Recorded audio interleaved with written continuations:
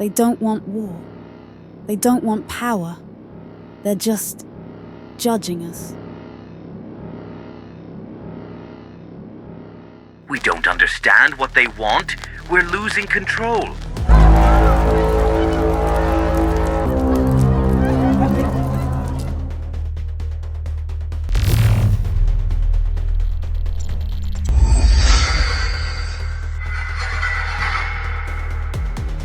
You're wrong.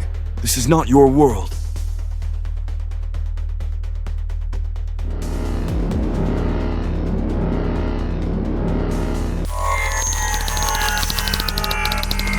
Stop. Just give us a chance. You say people change, but only in the face of death.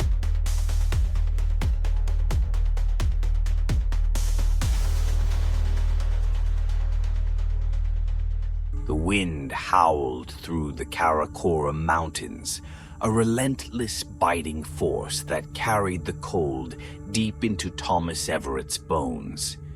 He had been camping here for nearly a week, braving the elements in pursuit of solitude and discovery.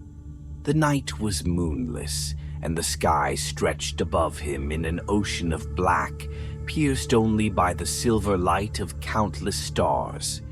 Inside his tent, Thomas huddled in his sleeping bag, the heat from a small oil lantern casting flickering shadows against the canvas walls. The day had been uneventful. He had mapped out the ridges, gathered supplies, and taken notes on the terrain. His journal lay open beside him, half filled with sketches of the jagged peaks and notes on the unusual silence that had blanketed the area. No animal sounds, no distant avalanches, not even the usual shifting of the ice. It was as if the mountains themselves were holding their breath. Then, the light came. It started as a faint glow seeping through the fabric of his tent. At first, he mistook it for the northern lights, but the color was wrong. A pale bluish white that pulsed like a heartbeat. His breath caught as the glow grew stronger, illuminating the entire tent in an eerie radiance. It was coming from outside. Thomas unzipped the entrance, his fingers numb from the cold, and stepped into the night. The moment he emerged, his senses were overwhelmed. The wind had stopped completely, and the silence was absolute. Not even the crunch of his boots against the frozen ground made a sound. The air itself felt heavier, charged with an energy he couldn't define. And there, hovering just beyond the camp, was the sphere. It was massive, at least 20 feet in diameter, and it floated just above the rocky ground. Its surface was smooth, almost liquid-like, shifting in waves of light that rippled across it like reflections on water. The glow was hypnotic, pulling him in with an almost magnetic force. His mind screamed at him to run, but his body refused to move. He stepped forward. As he neared, the sphere changed. The glow intensified, the pulsing becoming faster, more deliberate. His breath turned shallow. Then, without warning, the light exploded outward, consuming everything. Pain lanced through his skull, and his vision fractured into 1,000 pieces. His body felt weightless, then unbearably heavy. His knees buckled. The world spun. Then, darkness. When Thomas woke, he was lying on the frozen ground, his body stiff and trembling. His tent was still standing, the oil lantern still flickering inside. For a moment he thought he had dreamed the entire thing, but then he saw the mark. A strange, intricate symbol now adorned the back of his right hand, as if burned into his skin. The lines were thin and precise, forming a shape that defied recognition. Neither letters nor numbers, yet undeniably deliberate. He rubbed at it, but it did not fade. It wasn't ink, nor was it a wound. It was part of him. The sphere was gone. No trace of it remained. The wind returned, whispering through the valley. The night carried on as if nothing had happened. But Thomas knew better. Something had changed. Dr. Helen Benson stood at the front of the lecture hall, her hands resting lightly on the desk as she addressed her students. The topic today was the search for extraterrestrial life, and she could see the usual mix of curiosity and skepticism on their faces. Some believed in the possibility, others dismissed it as science fiction. Helen had spent years in this field, studying the conditions necessary for life beyond Earth, yet even she knew how little humanity truly understood. "Life finds a way," she said, closing her lecture. "But if we ever do encounter it, the real question is, will we recognize it?" The students murmured among themselves as they packed up their things. Helen collected her papers, slinging her bag over her shoulder. As she left the hall, she checked her phone. No messages. She exhaled. Jacob hadn't called, not that she expected him to.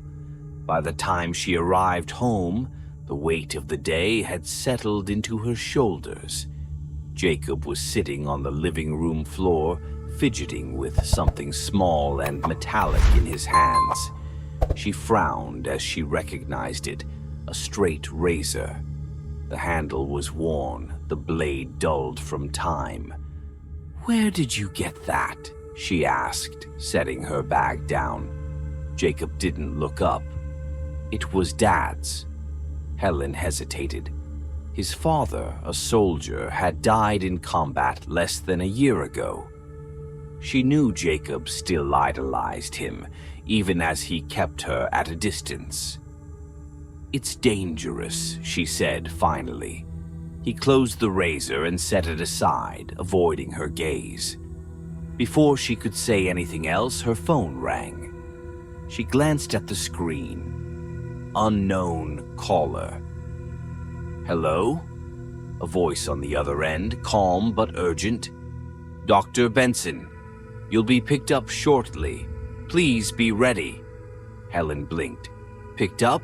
By who?" There was no answer. The call ended. Then the doorbell rang. She opened the door to find a line of black SUVs parked outside. Police officers and men in military uniforms stood at attention, their faces unreadable. One of them stepped forward. "Dr. Benson, we need you to come with us." Helen's heart pounded. "What is this about?" "You'll be briefed on the way." She looked over her shoulder at Jacob. His eyes flickered between her and the men outside. Helen turned back to the officer. "I have a child. We'll make arrangements."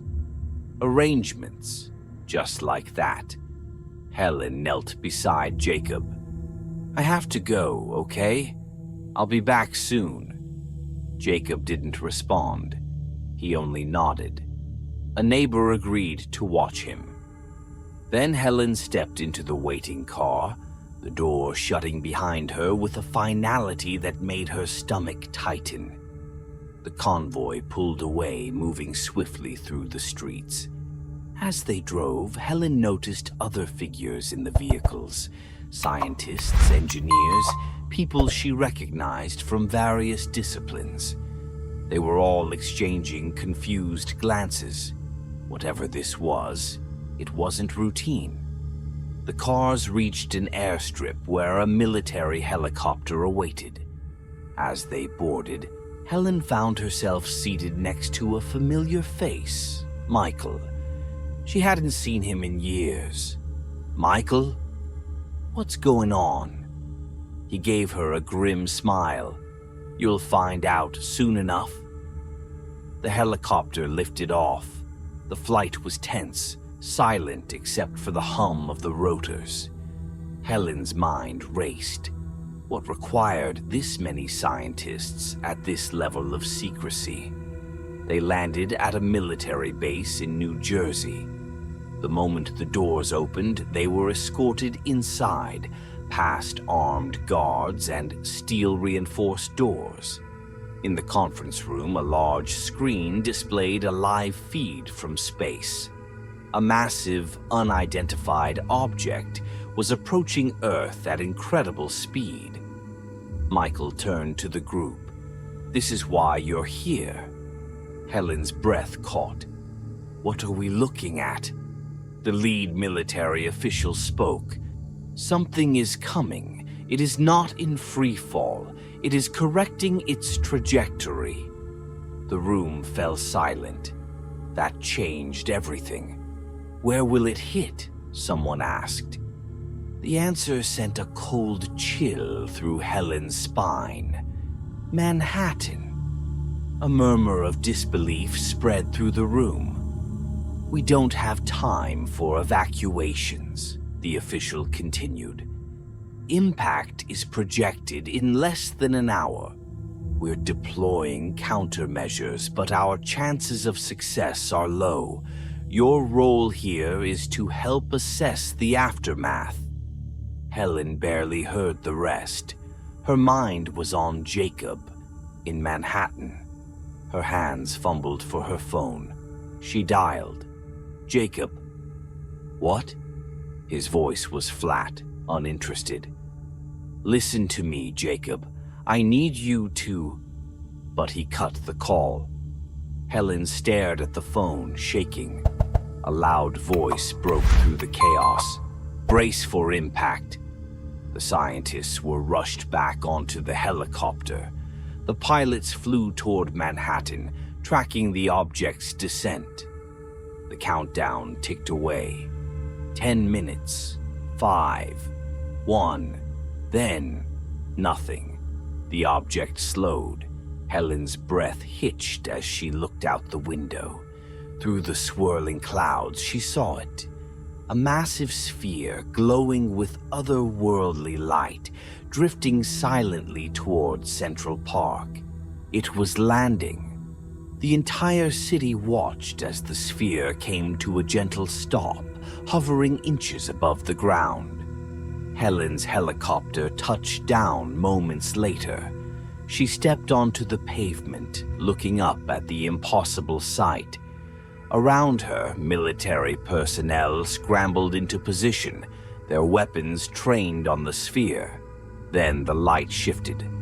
A single point of brilliance emerged, forming an opening. And from within the radiance, something stepped out. For the first time in history, humanity stood face to face with the unknown. Helen felt her breath catch as the figure emerged from the light.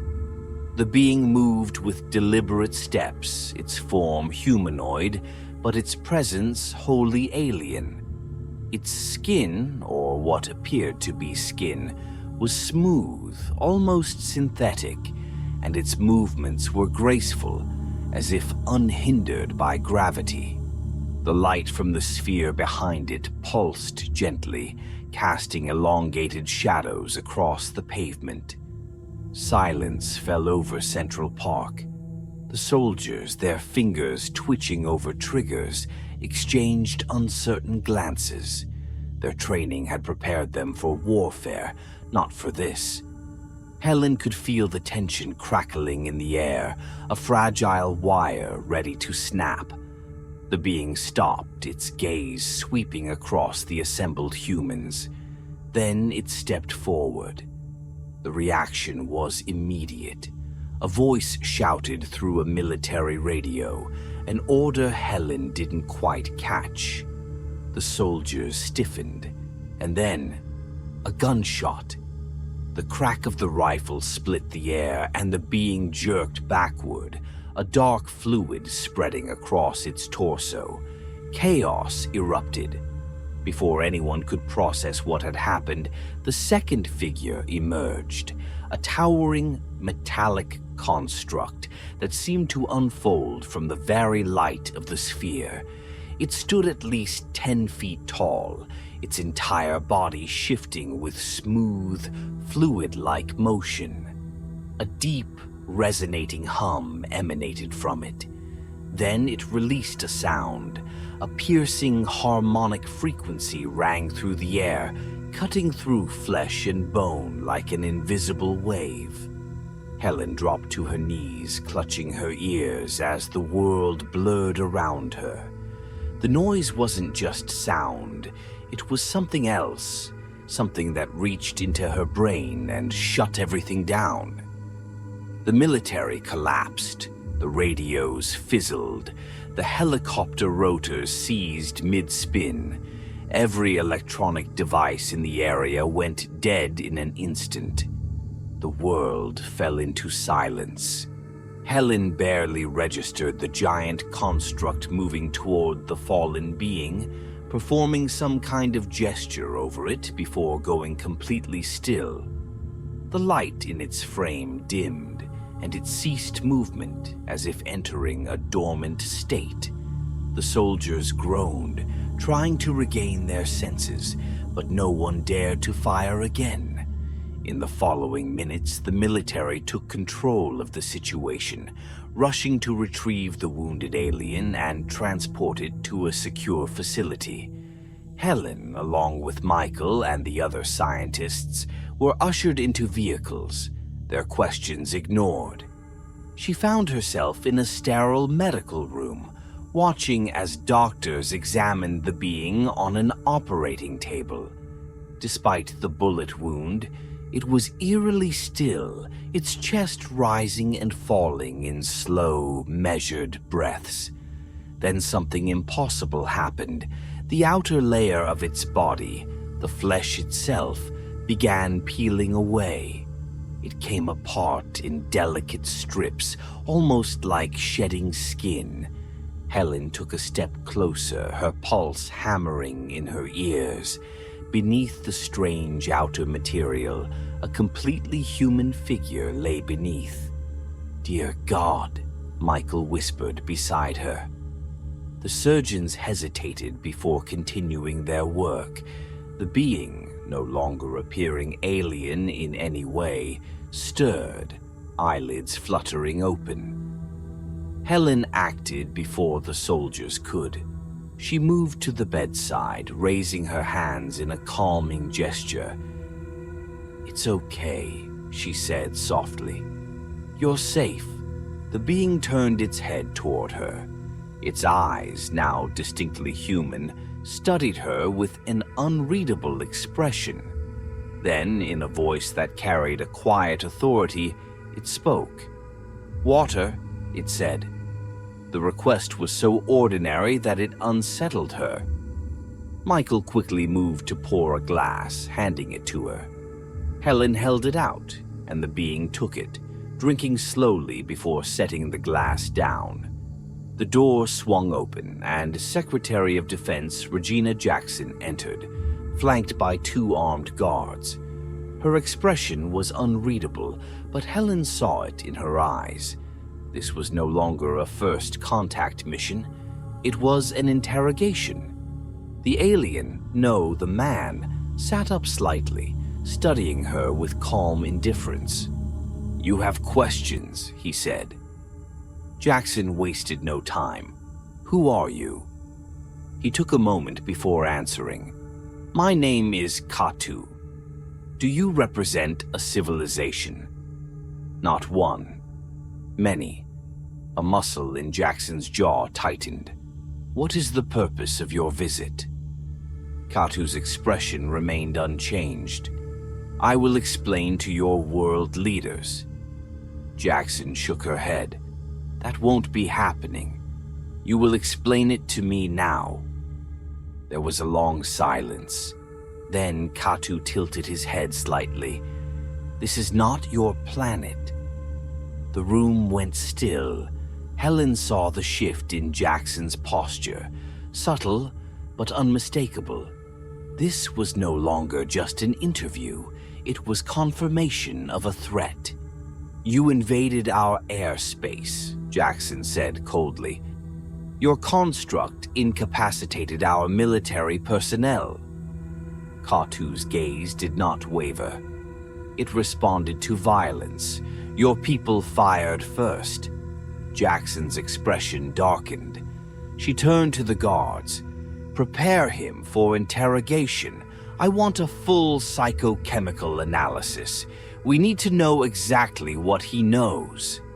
Helen's stomach twisted. That's unnecessary. Jackson cut her off. He hacked our military satellites. That means they have access to everything. That's not peaceful. That's an act of aggression. Helen knew the logic. If Katu was gathering intelligence, that meant this wasn't just a visit, it was preparation for something bigger. And yet, something about it felt wrong. I'll do it, Helen said suddenly. Michael's head snapped toward her. Helen, I'll administer the test, she said, forcing her voice to remain steady. I have experience with neurochemicals. Let me handle it.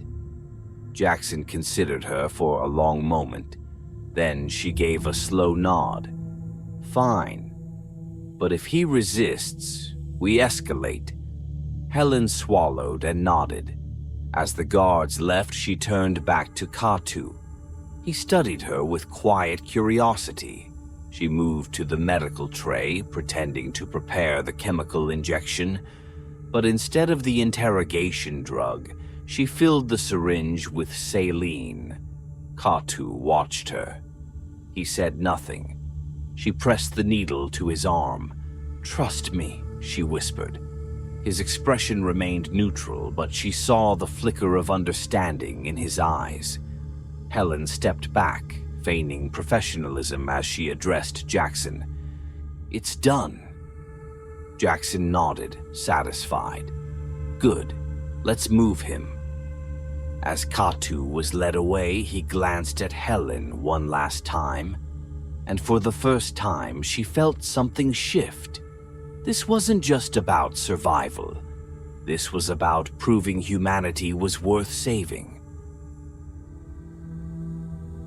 The sky above Central Park churned with an unnatural stillness, the air thick with something Helen couldn't name, something between anticipation and finality.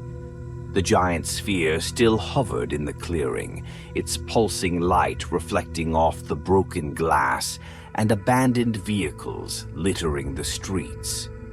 The city was paralyzed, millions watching in helpless silence as the world teetered on the brink of something irreversible. Katu stood in front of the sphere, his expression unreadable. The weight of his decision hung in the air. Helen, Jacob, and Michael had made it to him just in time, but now, staring into his steady, unblinking gaze, Helen wasn't sure if they had truly reached him at all. We can change, she whispered, though her throat was raw, her voice barely carrying over the distant hum of the sphere. You don't have to do this. Katu didn't respond. Behind them, the military had made their final move. Stealth bombers had already launched. Missiles had been fired. They weren't waiting for negotiations anymore. The world had chosen fear over understanding, and Helen knew what was coming before the first explosion thundered through the air. The blast hit before she could brace for it. The shockwave sent her tumbling to the ground, debris raining down around them. Jacob cried out, and she threw herself over him, shielding him as fire and dust filled the air. The sphere rocked slightly but remained intact. Helen coughed against the dust, lifting her head. Michael lay nearby, unmoving. Then she saw Katu. He was walking forward, unbothered by the destruction. The air around him shimmered, like reality itself was bending in his presence. His expression was no longer indifferent. It was filled with something Helen hadn't seen before, resolve. She pushed herself to her feet, staggering forward. "Please," she begged, "you can see it, can't you? The part of us that's worth saving?" Katu turned to her. "You misunderstand," he said, his voice even, calm. "I do not doubt the beauty of your species. I have seen it. I have felt it." He glanced at Jacob, who was clutching Helen's hand with white-knuckled fear. "But I have also seen your destruction, your wars, your refusal to change, even in the face of collapse." The words struck deeper than any explosion. Helen's mind raced, but her heart pounded harder. If she lost him now, if he made his decision, humanity would never get another chance. She stepped closer. "You said it yourself," she said, forcing him to meet her gaze. "We've reached the tipping point. Civilizations don't change until they are forced to." She gestured to the ruins of Central Park, the smoke curling into the air. "This is our moment. You can't take it from us." Katu watched her for a long moment. Then he lifted his hand. The ground began to tremble. All around them, the microscopic swarm, the unstoppable, all-consuming force, rose into the air like a storm. The ground, the cars, the trees, even the military barricades, everything began to disintegrate. Helen grabbed Jacob, her heart pounding in terror. No, not like this. Then Katu hesitated. Helen saw it. For the first time, there was doubt in his eyes. Jacob, still clinging to her, looked up at Katu, his voice shaking. "You can bring people back," he said, "like you did with the policeman, like you did with me." Helen realized what Jacob was asking. Her breath caught. "Jacob." The boy stepped forward, his small hands clenched at his sides. "Bring back my dad." Katu looked at him, and for a fraction of a second, something in his expression shifted. Regret, maybe. Or sadness. "I cannot," he said softly. Jacob's face crumpled. "Then you're just like them." His voice cracked. "You say we destroy things, but you're doing the same thing right now." The words hit like a hammer. Katu turned away, looking at the swarm, at the chaos that was unfolding in slow motion. The destruction had already begun. He only had to let it happen. But he hesitated again. Helen saw it now, the fracture in his certainty. "You say you are here to save the Earth," she said, her voice desperate. "But you're choosing to kill hope." Katu closed his eyes. Then, without a word, he stepped forward, into the swarm. Helen screamed, "Katu!" But as he touched the sphere, the swarm stopped. The microscopic storm that had already consumed half the city froze in place, hovering in the air, suspended in time. And then, one by one, the particles fell. The air went still. The streets were silent. The swarm was dead. Katu staggered, his body flickering like an image caught between two realities. The sphere pulsed brighter, its glow enveloping him. Helen watched, heart hammering, as his form began to dissolve into the light. Jacob clutched her arm. "What's happening?" She didn't have an answer. The light intensified until it was blinding. The air hummed with energy. And then, the world went dark. Everything, every machine, every car, every light, every piece of technology on Earth shut down. The silence that followed was suffocating. The city, once a beacon of electricity, was reduced to nothing but the sounds of the wind and distant, confused voices. Katu was gone. Helen felt tears burn in her eyes as she stared at the now empty sphere. It was leaving, rising silently into the sky. The other spheres across the planet followed, vanishing into the void of space. The last one, the one in Central Park, lingered. Then, as if making a final decision, it too disappeared. Helen exhaled shakily, pulling Jacob against her. The world had been spared, but at a cost. Every technological advancement, every invention, everything that humanity had built, gone in an instant. It was a warning, a consequence, a second chance. As the people of New York stumbled into the streets, confused and frightened, Helen stood still, watching the sky. Katu had judged them, and against all odds, he had chosen mercy. The future of humanity was no longer in the hands of another species. It was up to them now.